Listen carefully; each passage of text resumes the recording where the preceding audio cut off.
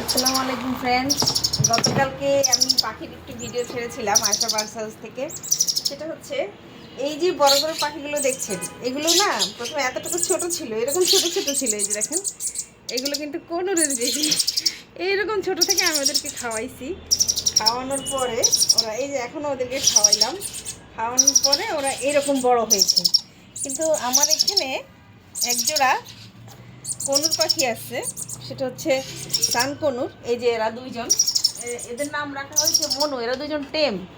এই যে এরা দুইজন, হ্যাঁ, এদের দুইজনের বেবি আছে ভিতরে, কিন্তু একটা বেবি এরকম পা বাঁকা হয়েছে। যে পা বাঁকা হয়েছে, ওর পা একদম পুরোপুরি এইদিকে বাঁকানো।